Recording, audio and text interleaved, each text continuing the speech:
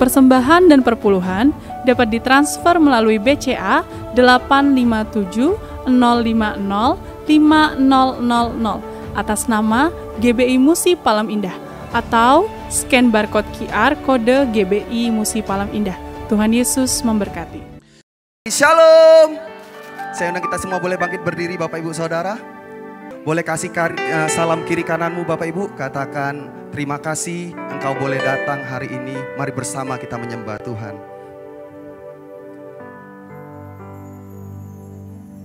Mari bersama-sama tundukkan kepalamu, kita akan mulai ibadah kita dengan berdoa. Pagi hari ini kami datang ya Tuhan Yesus. Izinkanlah ya Tuhan kami untuk kami boleh tinggal di dalam hadirat-Mu ya Tuhan. Karena kami tahu ya Tuhan di dalam hadirat-Mu ya Tuhan kami bebas untuk memuji dan menyembah-Mu ya Tuhan. Meninggikan Engkau dengan segenap hati kami ya Tuhan. Dan biarlah ya Tuhan Yesus dengan cara-Mu sendiri ya Tuhan di pagi hari ini Engkau bawa setiap umat-Mu ya Tuhan untuk boleh mengalami perjumpaan dengan Engkau. Tuhan bawa kami semakin mengasihi Engkau di pagi hari ini ya Tuhan. Dan ini yang menjadi doa kami pagi hari ini ya Tuhan. Biarlah ya Tuhan melalui ibadah ini ya Tuhan kami pulang dari tempat ini. Mulut kami penuh dengan sorak-sorai ya Tuhan. Karena kami tahu ya Tuhan di dalam hadirat-Mu ada mukjizat. Di dalam hadirat-Mu ya Tuhan ada kesembuhan. Dan di dalam hadirat-Mu ya Tuhan ada kekuatan dan setiap jawaban doa kami. Karena itu ya Tuhan di pagi hari ini izinkanlah dan layakkanlah kami untuk kami boleh masuk dalam hadirat-Mu ya Tuhan. Menikmati setiap kebaikan-Mu ya Tuhan Yesus.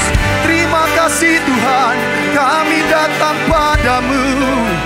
Oh Tuhan, kami bawa syukur kami hanya bagi-Mu. Sebab Engkau layak Tuhan, kami sembah hanya nama-Mu Tuhan. Haleluya.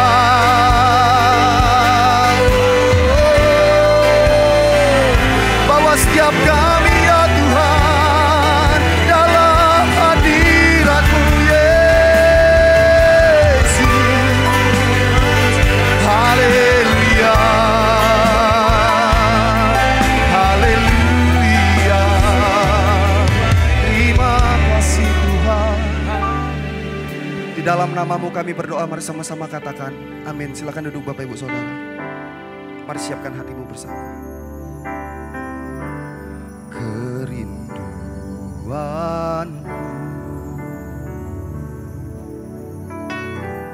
datang padamu,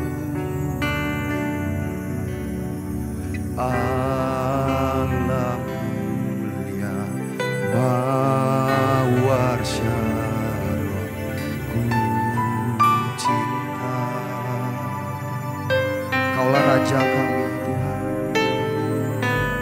Kaulah Rajaku dan sahabatku, terindah termanis Engkau bagimu. Mari bersama-sama katakan, ku sembahkan dalam roh dan kebenaran. Ku sembahkan dalam roh dan kebenaran. Tak seorang pun jua seperti Kau Yesus. Mari lebih lagi bersama bawa kerinduan-Mu Bapak Ibu Saudara katakan, kerinduanku datang padamu. Amin. Alam mulia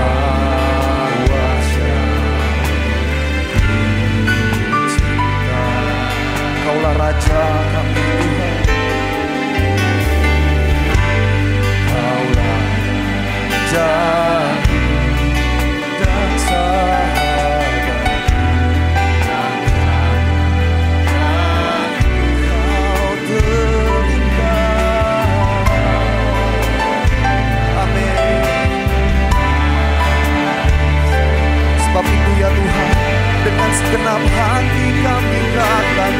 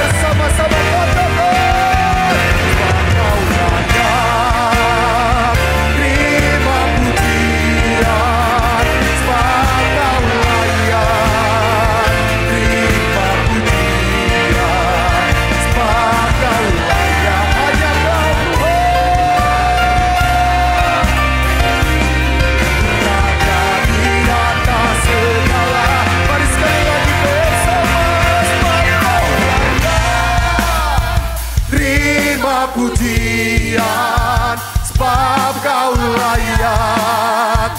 Terima pujian, sebab Kau layak. Tuhan Tuhan Yesus, Raja di atas segala raja, sebab Kau layak.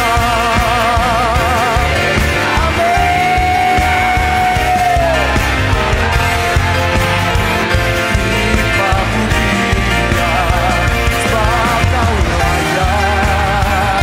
Tuhan Tuhan Yesus, Raja di atas segala, katakan Raja, di atas segala. Mari sambil angkat tangan katakan, Raja di atas segala, Raja.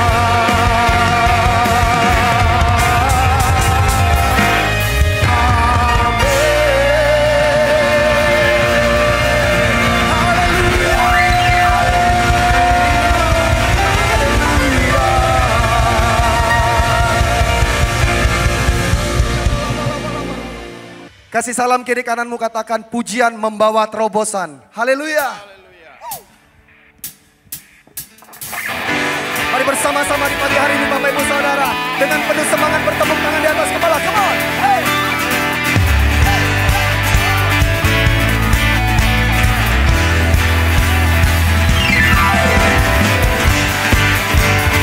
Karena kita punya Tuhan yang luar biasa, Bapak Ibu Saudara yang percaya, katakan amin.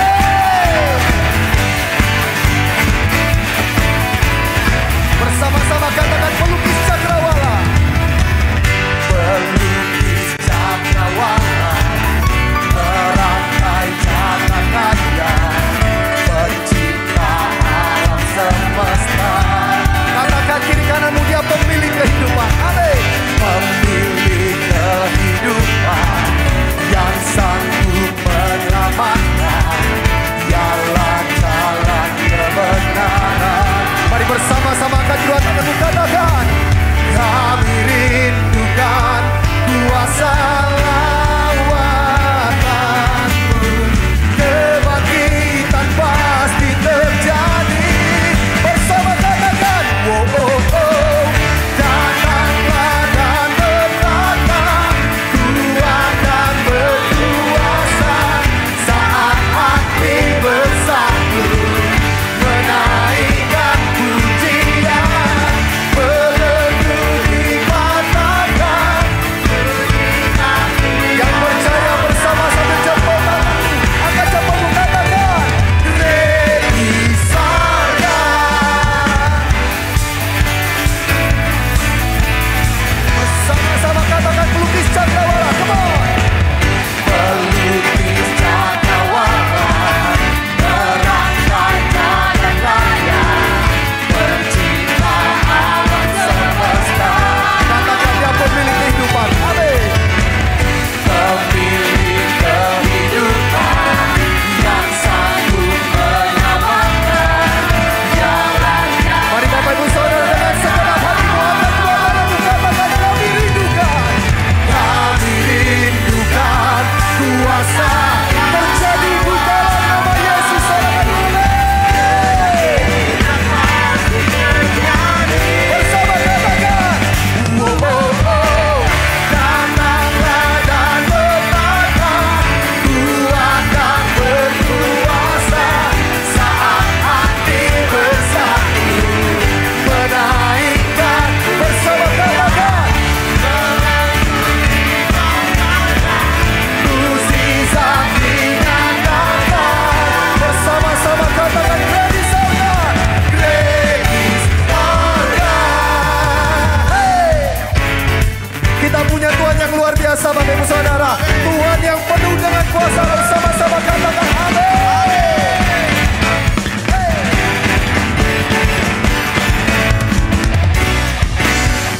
Mari bersama-sama yang merindukan hadirat Tuhan, angkat tanganmu, katakan, kami rindukan kuasa lawatanmu. Kebangkitan pasti terjadi.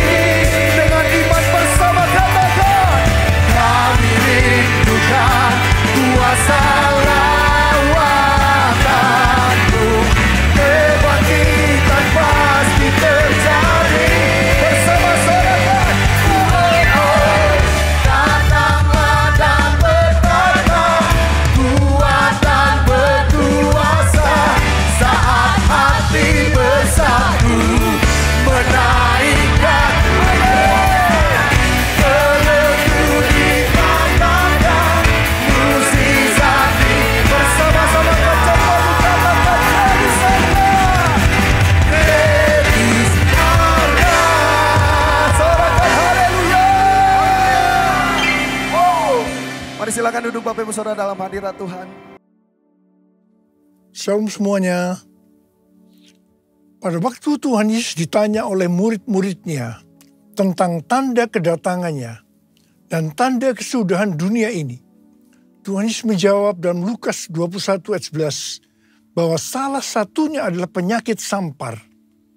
Sampar dapat diartikan sebagai pandemi. Jadi COVID-19 ini adalah salah satu tanda dari kedatangan Tuhan Yesus kembali dan tanda kesudahan dunia ini. Selain itu, Tuhan Yesus menjawab dari Matius 24 ayat 14 yang berkata, dan Injil kerajaan ini akan diberitakan di seluruh dunia menjadi kesaksian bagi semua bangsa. Sesudah itu barulah tiba kesudahannya. Tuhan Yesus pasti datang kembali. Yang percaya katakan amin. Karena itu dia memberikan amanat agung kepada kita, yaitu agar kita pergi dan menjadikan semua bangsa itu murid Tuhan Yesus. Hal ini juga berarti agar terjadi penemuan jiwa besar-besaran sebelum Tuhan Yesus datang kembali. Sekarang kita akan melihat bagaimana proses untuk menyelesaikan amanat agung atau proses penuaian jiwa yang terbesar dan yang terakhir sebelum Tuhan Yesus datang kembali. Untuk menyelesaikan amanat agung tidak bisa dengan kekuatan sendiri. Karena itu pesan terakhir Tuhan Yesus sebelum naik ke surga kepada murid-muridnya, yang juga berarti kepada kita semua. Dalam Kisah Para Rasul 1:8. Tetapi kamu akan menerima kuasa kalau Roh Kudus turun ke atas kamu. Dan kamu akan menjadi saksiku di Yerusalem dan di seluruh Yudea dan Samaria dan sampai ke ujung bumi. Jadi untuk menyelesaikan amanat agung, kita harus menerima kuasa dari Roh Kudus yang turun ke atas kita. Setelah itu, dengan disaksikan para muridnya, Tuhan Yesus naik ke surga. Setelah Tuhan Yesus naik ke surga, 120 murid Tuhan Yesus berkumpul di kamar loteng Yerusalem. Mereka melakukan ini karena Tuhan Yesus memerintahkan agar mereka tidak meninggalkan kota Yerusalem sebelum diperlengkapi dengan kekuasaan dari tempat tinggi. Tuhan Yesus berkata, sebab Yohanes membaptis dengan air, tetapi tidak lama lagi kamu akan dibaptis dengan Roh Kudus. Apa yang dilakukan 120 murid di kamar loteng? Alkitab berkata bahwa mereka semua bertekun dengan sehati dalam doa bersama-sama. Artinya mereka berdoa, memuji dan menyembah Tuhan dalam unity siang dan malam. Ini adalah prinsip restorasi Pondok Daud. Ini adalah prinsip menara doa. Setelah 10 hari mereka melakukan hal ini, maka pada hari raya Pentakosta, tiba-tiba turunlah dari langit suatu bunyi seperti tiupan angin keras yang memenuhi seluruh rumah di mana mereka duduk. Dan tampaklah lidah-lidah seperti nyala api yang bertebaran dan hinggap pada mereka masing-masing. Maka penuhlah mereka dengan Roh Kudus. Lalu mereka mulai berkata-kata dalam bahasa-bahasa lain seperti yang diberikan oleh Roh itu kepada mereka untuk mengatakannya. Itu adalah bahasa Roh. Jadi tanda awal orang yang dibaptis dengan Roh Kudus adalah mereka akan berbahasa roh. Apa yang terjadi setelah murid-murid Tuhan Yesus dipenuhi dengan Roh Kudus? Hal yang pertama, Petrus berkhotbah sekitar 5 menit. Dan kira-kira 3.000 orang bertobat dan dibaptis. Wow! Petrus berkhotbah dengan kuasa Roh Kudus. Pada zaman itu, populasi penduduk dunia sekitar 255 juta orang. Sekarang penduduk dunia sekitar 8 miliar. Jadi 3.000 orang yang bertobat dan dibaptis pada waktu itu setara dengan sekitar 94.000 orang pada saat ini. Saya percaya hal ini juga bisa terjadi pada saat ini. Yang percaya katakan amin. Hal yang kedua, setelah murid-murid Tuhan Yesus dipenuhi dengan Roh Kudus, mereka dipakai untuk menyatakan tanda-tanda dan mujizat. Sehingga banyak orang yang bertobat. Petrus dan Yohanes menyembuhkan orang lumpuh sejak lahir. Bayangan Petrus bisa menyembuhkan orang sakit. sapu tangan atau kain yang pernah dipakai Paulus, jika diletakkan pada orang sakit atau dirasuk setan, maka orang itu akan sembuh. Dalam Markus 16 ayat 15-18, Tuhan Yesus berkata bahwa kalau kita pergi untuk memberitakan Injil, maka tanda-tanda dan mujizat akan menyertai kita. Sejak tahun 2006 saya diperintahkan oleh Tuhan untuk mengadakan kebaktian kesembuhan ilahi. Selama 13 tahun, saya sudah mengadakan 318 kali kebaktian kesembuhan ilahi. Setiap kali saya berkhotbah, pasti saya memberitakan Injil. Tanda-tanda dan mujizat terjadi. Saya diizinkan Tuhan untuk melihat dan mengalami mujizat seperti yang dilakukan oleh Tuhan Yesus 2000 tahun yang lalu. Hal yang ketiga, setelah murid-murid Tuhan Yesus dipenuhi dengan Roh Kudus, maka cara hidup mereka berubah. Sehingga banyak orang yang bertobat. Yang pertama, mereka bertekun dalam pengajaran rasul-rasul dan dalam persekutuan. Bagi kita, ini juga bisa diartikan mereka suka membaca Alkitab. Mazmur 119 ayat 105 berkata, "Firman-Mu itu pelita bagi kakiku dan terang bagi jalanku." Kalau kita suka membaca Alkitab, itu akan menuntun jalan hidup kita. Hidup benar sesuai dengan firman Tuhan. Kita akan menjadi orang yang berintegritas. Dan itu akan membuat orang lain bertobat. Yang kedua, perubahan cara hidup yang membuat banyak orang bertobat adalah mereka selalu berkumpul, memecahkan roti dan berdoa. Ini bisa diartikan mereka hidup dalam unity dan suka berdoa. Hari-hari ini saya melihat melalui menara doa bahwa ada doa, pujian, dan penyembahan dalam unity siang dan malam. Saya percaya kalau Tuhan sudah berikan kepada kita beban untuk berdoa seperti ini, maka ini merupakan tanda bahwa Pentakosta ketiga yang dahsyat akan turun dan akan terjadi penuaian jiwa yang terbesar dan yang terakhir sebelum Tuhan Yesus datang kembali. Yang ketiga, perubahan cara hidup jemaat yang membuat banyak orang bertobat, yaitu karena mereka suka memberi sehingga tidak ada yang berkekurangan. Dalam kondisi krisis ekonomi akibat pandemi dan juga perang, hari-hari ini justru Tuhan Yesus menghendaki agar kita suka memberi. Alkitab berkata, adalah lebih berbahagia memberi daripada menerima. Lukas 6 ayat 38 berkata, "Berilah dan kamu akan diberi. Suatu takaran yang baik, yang dipadatkan, yang digoncang, dan yang tumpah keluar akan dicurahkan ke dalam ribaanmu. Sebab ukuran yang kamu pakai untuk mengukur akan diukurkan kepadamu." Yang keempat, perubahan cara hidup jemaat yang membuat banyak orang bertobat, yaitu mereka selalu bergembira dengan tulus hati sambil memuji Allah. Hidup dengan tulus hati artinya hidup sebagai orang yang berintegritas. Jadi perubahan-perubahan yang terjadi dalam cara hidup jemaat yang membuat banyak orang bertobat adalah mereka suka membaca Alkitab. Mereka suka berdoa. Mereka hidup dalam unity. Mereka suka memberi. Mereka suka memuji Allah dan bergembira. Tulus hati atau hidup berintegritas. Dikatakan bahwa mereka disukai semua orang. Dan tiap-tiap hari jumlah orang yang diselamatkan bertambah. Haleluya! Haleluya! Terpujilah Tuhan. Haleluya! Terpujilah Tuhan. Haleluya! Terpujilah Tuhan. Yesus, aku percaya. Yesus, aku percaya. Yesus, aku percaya. Yesus, aku percaya. Kau pulihkan, sembuhkan, mujizat di dalam hidupku. Haleluya. Haleluya.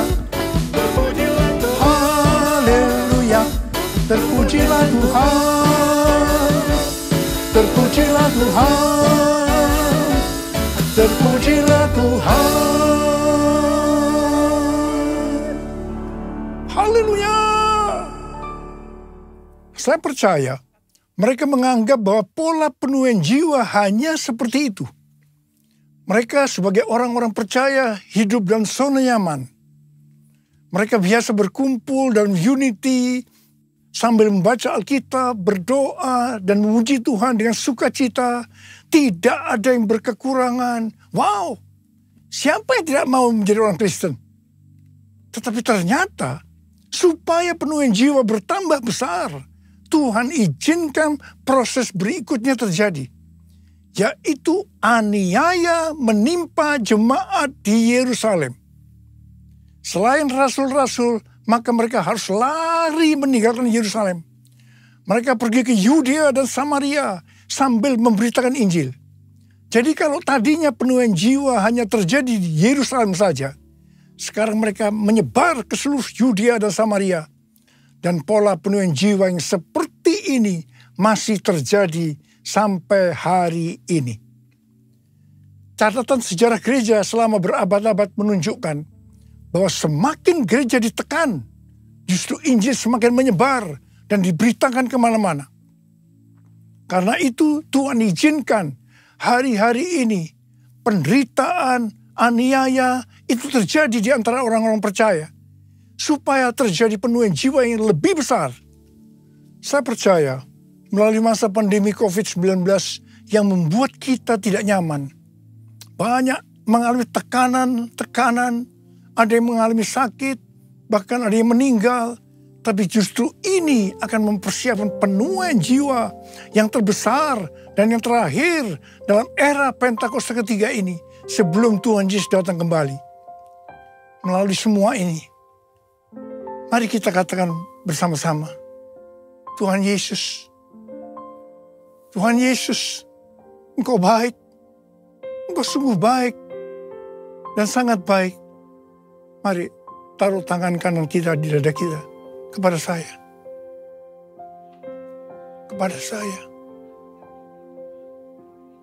Yesus, Engkau baik, sungguh baik, sangat baik. Yesus, Engkau baik, sungguh baik, sangat baik. Kasih-Mu tak berkesudahan, kasih-Mu kekal selamanya.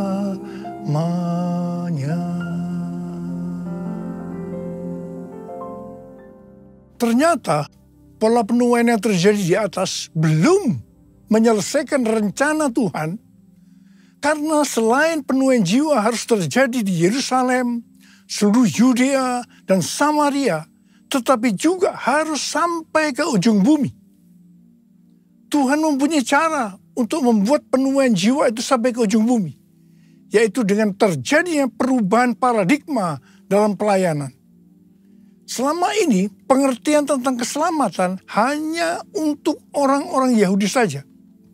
Tetapi melalui peristiwa Kornelius, di mana Petrus diutus oleh Tuhan untuk mendatangi Kornelius yang bukan orang Yahudi, untuk memberitakan jalan keselamatan, akhirnya mereka mengerti bahwa ternyata keselamatan bukan hanya untuk orang-orang Yahudi saja, tetapi untuk semua bangsa.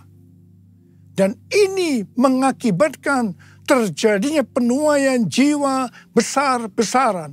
Haleluya! Jadi mereka tidak hanya mengabarkan Injil di Yerusalem, Yudea, dan Samaria saja. Tetapi sekarang mereka, termasuk kita juga, pergi ke seluruh dunia. Proses perubahan paradigma dalam pelayanan itu tidak mudah. Petrus harus diyakinkan oleh Tuhan. Kalau Tuhan berkata halal, jangan kamu berkata haram. Orang-orang yang bukan Yahudi adalah haram di mata orang Yahudi.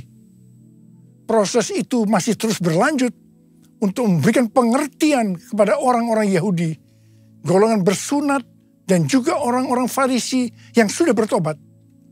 Di mana mereka berpendapat bahwa orang yang bukan Yahudi yang percaya kepada Tuhan Yesus harus disunat dan diwajibkan mengikuti hukum-hukum Musa.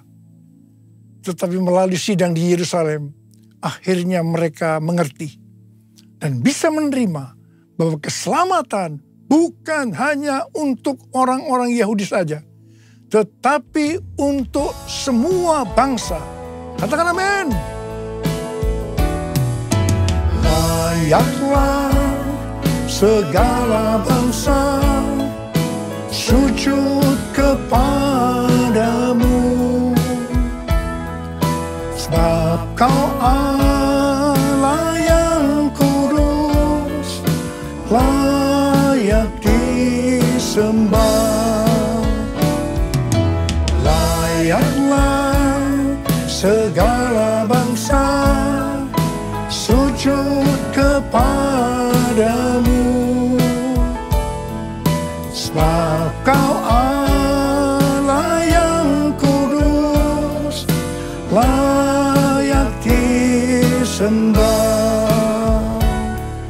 layak disembah, layak disembah.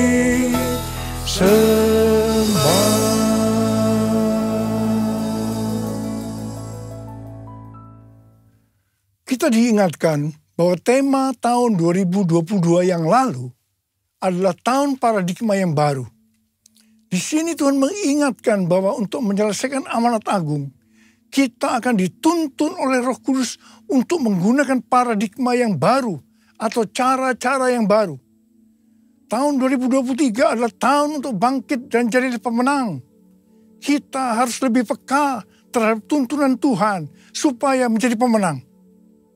Pada awal pelayanan saya termasuk salah seorang yang dipakai oleh Tuhan untuk melakukan paradigma yang baru dalam pelayanan untuk menyelesaikan amanat agung. Sebagai contoh, dalam hal membuka gereja baru.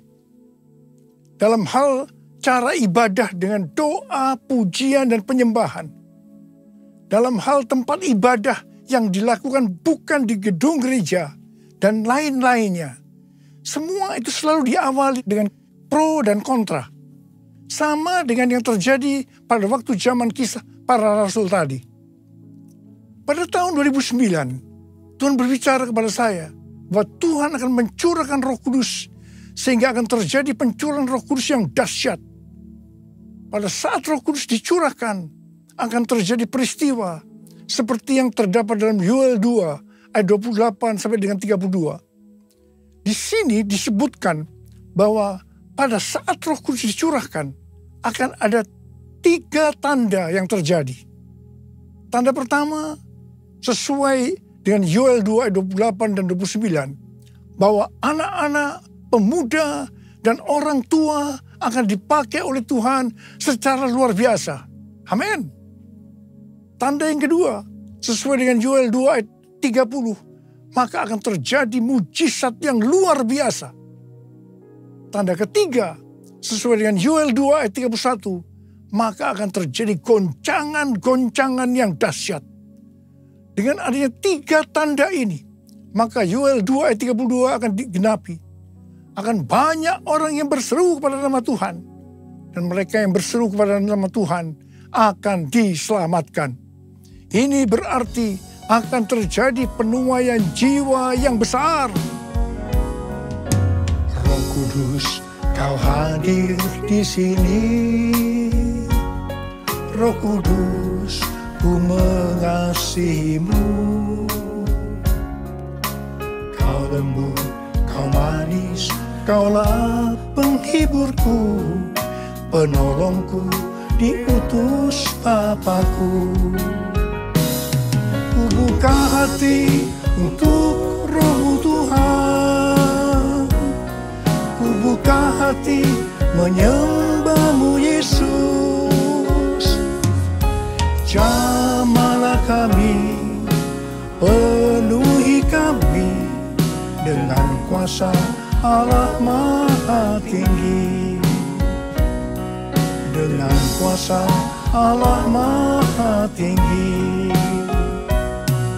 Dengan kuasa Allah Maha Maha Tinggi. Sejak tahun 2009, hampir di setiap khotbah, saya selalu mengingatkan tentang goncangan-goncangan ini. Dan ini terjadi hampir sekitar 10 tahun. Siapa mengira bahwa yang disebut dengan goncangan ini adalah pandemi COVID-19 di mana di Indonesia dimulai pada tanggal 2 Maret 2020. Kita melihat selama ini bahwa dengan adanya pandemi COVID-19 ini telah terjadi perubahan paradigma dalam pelayanan. Pelayanan secara online terbukti merupakan alat untuk mempercepat penyelesaian amanat agung, yaitu dengan semakin cepat dan banyaknya orang yang mendengar dan mengenal Injil Kerajaan Allah. Pada tanggal 8 Februari 2023, dimulainya kebangunan rohani di Asbury University, Kentucky. Yang mereka lakukan adalah berdoa, memuji, dan menyembah Tuhan dalam unity siang dan malam. Ini adalah prinsip restorasi Pondok Daud. Ini adalah prinsip menara doa. Kebangunan rohani ini menyebar ke kampus-kampus lain di Amerika Serikat, seperti di Lee University, Oral Roberts University, dan lain-lain. Berita kebangunan rohani melanda ke seluruh dunia. Revival di Asbury University ini merupakan bagian dari penggenapan Pentakosta ketiga, di mana Tuhan melawat generasi Yeremia, yaitu anak-anak muda yang dipenuhi Roh Kudus, cinta mati-matian kepada Tuhan Yesus, tidak kompromi terhadap dosa, dan akan memenangkan banyak jiwa. Melalui revival di atas ini, Tuhan menunjukkan bahwa pola penuhin jiwa ke depan ini, saya percaya sampai dengan Tuhan Yesus datang kembali, adalah melalui menara doa. Doa, pujian, dan penyembahan bersama-sama dalam unity siang dan malam. Pelayanan seperti ini di kampus-kampus sudah berakhir.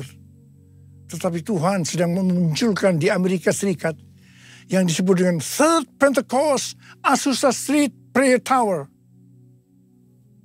Di mana pada tanggal 14 dan 15 April sudah diresmikan, sudah didedikasikan.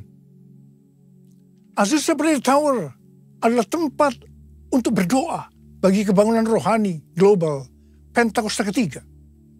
Pelayanan dan pelatihan di dalam pusat kota Los Angeles, California. Lokasinya adalah 156 kaki, sekitar 46,6 meter dari Azusa Street Revival yang dipimpin oleh William Seymour tahun 1906. Azusa Prayer Tower ini adalah penggenapan nubuatan dari Cindy Jacob bahwa gerakan Pentakosta ketiga ini dimulai dari timur ke barat. Dan barat ini adalah Amerika Serikat. Dari Amerika Serikat akan menyebar ke seluruh dunia dan kembali ke Yerusalem. Banyak hamba Tuhan mendapatkan bahwa kita harus memperhatikan dengan seksama untuk 10 tahun ke depan, yaitu sampai dengan tahun 2033. Tahun 2033 adalah peringatan penginjilan yang ke-2000 tahun. Peringatan kematian, kebangkitan, dan kenaikan Tuhan Yesus ke sorga yang ke-2000 tahun.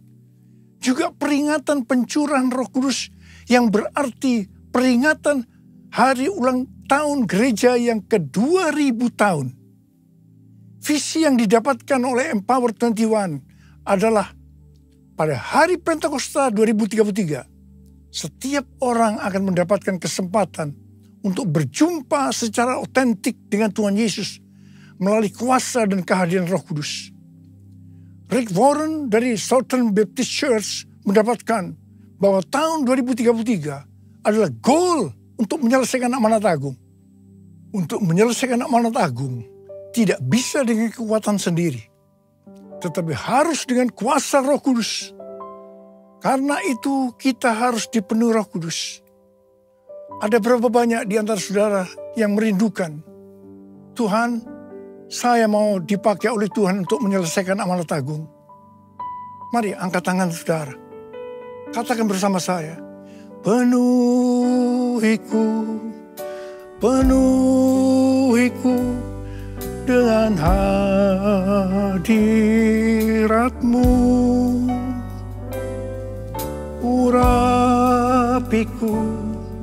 urapiku dengan minyak kudus-Mu. Katakan sekali lagi.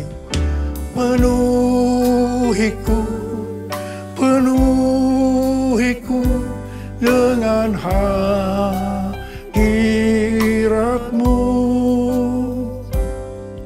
Urapiku dengan minyak kudus-Mu. Uriala masyara barakana marabarakana marabala. Oh, ya la la la la la la la la la la. Oh, ya la la la la la. Penuhi kami dengan Roh-Mu, Tuhan. Penuhi kami, urapi kami Tuhan. Urapi kami, berikan kami kuasa Roh Kudus untuk menyelesaikan amanat agung Tuhan Yesus. Oh, la la la la la. Terima.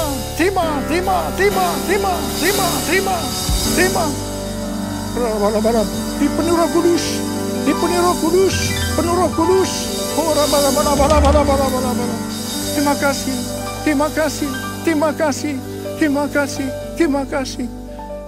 Terima kasih ya Abba. Dalam nama Yesus. Amin.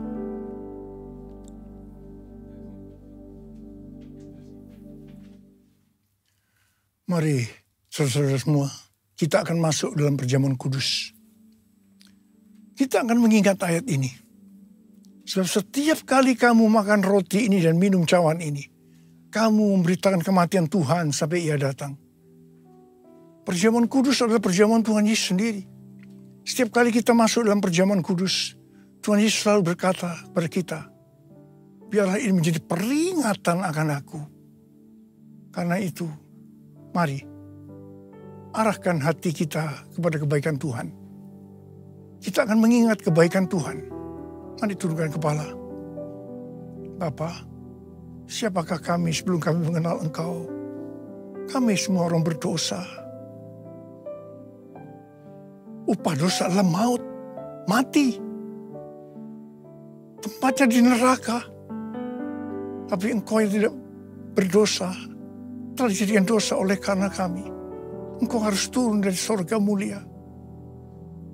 Mati ganti kami dengan penderitaan yang luar biasa. Sungguh kalau kami pikirkan ya Tuhan, betapa baiknya Engkau itu. Engkau jadikan kami sebagai anak-anak-Mu. Engkau berkati, Engkau tuntun, Engkau bela, Engkau sembuhkan kami. Engkau penuhi kami dengan Roh-Mu. Terima kasih Bapak. Engkau juga tegur kalau kami salah ya Tuhan. Engkau hajar kami. Itu Engkau ya Abba. Itu Engkau ya Abba. Tuhan akan memberkati kita semua melalui perjamuan kudus. Tapi Tuhan mau kita makan dan minum dengan cara yang benar. Karena itu masing-masing berdoa. Introspeksi, lihat keadaan dirimu masing-masing. Jangan menyimpan dosa. Kalau ada dosa yang Tuhan ingatkan saat ini, langsung minta ampun. Minta ampun. Supaya kita diberkati, oleh Tuhan. Ampuni ya Tuhan. Ampuni anak-anak-Mu semua. Ampuni kami semua ya Tuhan. Ampuni. Bapa layakkan kami untuk masuk dalam perjamuan kudus. Kami akan masuk dalam perjamuan kudus dengan hati yang penuh dengan ucapan syukur. Dalam nama Yesus kami berdoa. Amin.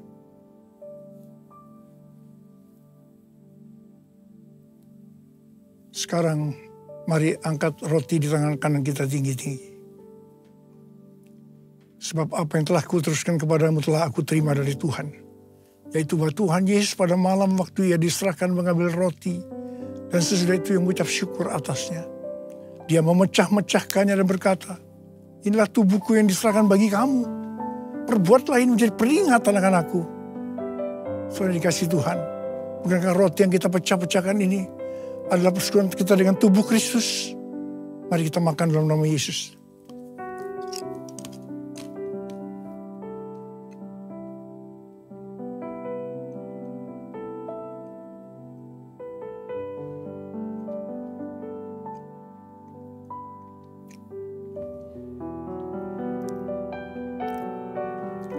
angkat cawan di tangan kanan kita tinggi-tinggi. Demikian juga ia mengambil cawan sesudah makan lalu berkata, cawan ini adalah perjanjian baru yang dimeteraikan oleh darahku. Perbuatlah ini setiap kali kamu meminumnya menjadi peringatan akan aku. Saudara yang kasih Tuhan, bukankah cawan pengucapan syukur yang atasnya kita ucapkan syukur adalah persekutuan kita dengan darah Yesus? Mari kita minum dalam nama Yesus.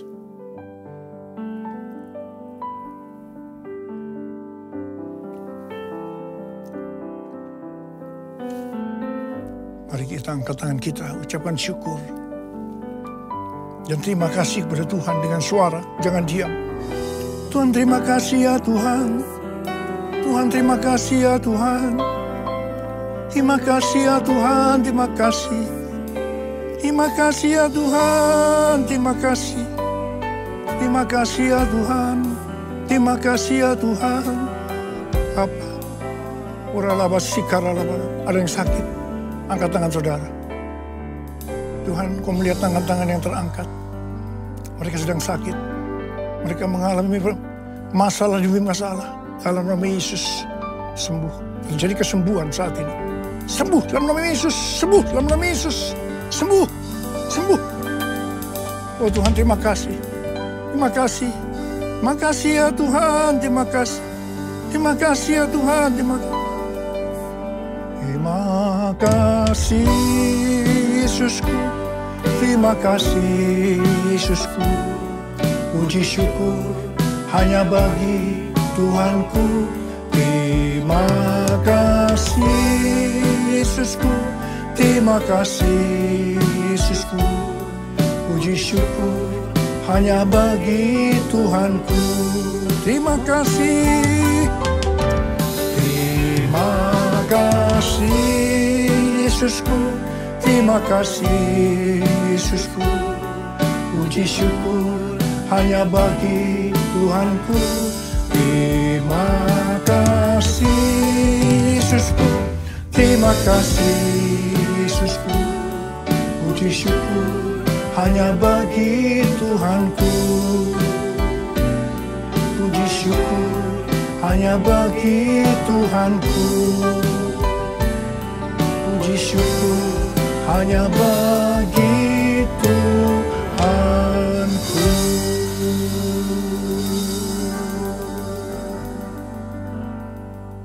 Terimalah berkat Tuhan.